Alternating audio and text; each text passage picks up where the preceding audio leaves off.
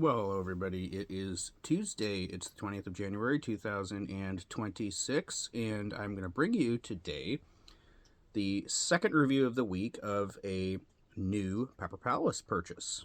All right, we're going to try Pepper Palace's spicy Worcester sauce style hot sauce. So I went into Pepper Palace the other day. My normal routine when I go into Pepper Palace is just to spend an outrageous amount of money and get like 12 different things and spend $200. But I'm on a bit of a budget crunch right now, so I'm kind of focusing on my selections when I go into Pepper Palace on sauces that look interesting and sauces that I think are gonna be good and that I can actually use for a variety of things instead of them just sitting on a shelf. Because I was gonna get their strained brain sauce. It's supposed to be a really hot pepper. Like a wrinkly pepper that looks like a brain. It's supposed to be one of their super hot ones. But I just figured, yeah, it's probably going to be really hot. It's probably not going to taste that great. And I'm probably not going to be able to think of anything I want to use it for. And then I'll have spent $20 to record a review of a sauce that's just going to sit there for another year or two and probably not get used much. This is a different story. All right. I like Worcester sauce. I've been looking for a spicy one. So let's read what's in this. Let's try it on its own, and then let's try it over a little bit of shrimp. Why don't we? So this has Worcestershire sauce in it. Worcestershire or Worcester? I'll call it Worcester. Which is organic vinegar, tamari water. Organic vinegar, tamari, which is water, soybeans, and salt. Sorry. Sugar, salt, onion, garlic, and spices. Then it has red habanero mash. So there are your peppers. Molasses.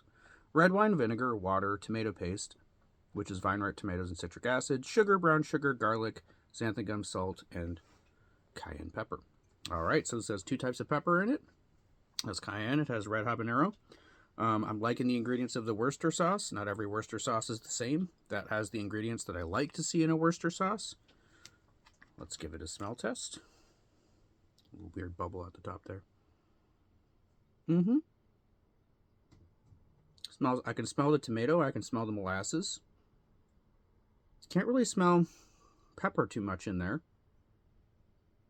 All right. Well, let's give it a sample on its own, and then let's try it over shrimp and see if this is going to become a staple hot sauce.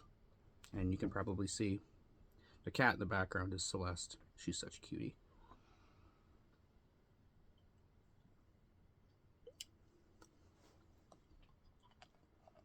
Okay. The pepper mash, the molasses, and the xanthan gum gives this sauce a thicker texture than you normally get from a Worcester sauce, which I really, really like. The thin wateriness of most Worcester sauces means that all you can really do with them is add them into other things. You know, add them to soups, add them to stews, add them to gravies. Mix them in with thicker things to make like sauces with a Worcester flavor to them. This you can actually use on its own to dip things in. It's thick enough because of the pepper and the molasses and the xanthan gum. I like that. All right, so it gets extra points for that. It is good. It's not particularly spicy. Just kind of tastes like a thick Worcester sauce so far. But let's try it over some shrimp. All right. And a nice, actually, let's put a fork here. I want to eat with my hands. Here we go.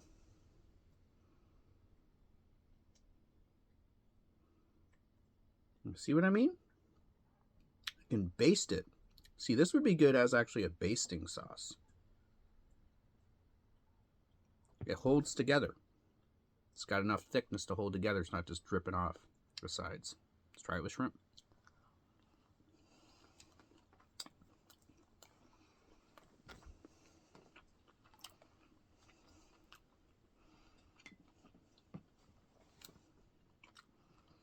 All right. Barring the fact that I overcooked that shrimp a little bit because it was some leftover shrimp from a Mexican restaurant, which I reheated in the skillet today. So at this point, it's a little bit chewy and overcooked. So the shrimp's not particularly good. But let me just pretend for a second that it is good shrimp. And oh my goodness, please, Celeste. Celeste is lying on top of things that I don't want her to. Let's pretend it is good fresh shrimp.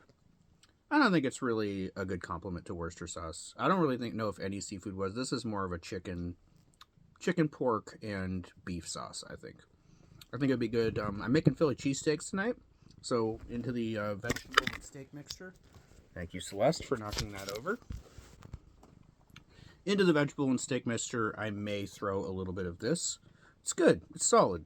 I'm not a huge Worcestershire sauce lover, so, you know, for this to get any higher than like a 6, it would have had to be really exceptional. I do like the texture. Don't really taste the pepper in that particularly. It just tastes like a good... Oh my god.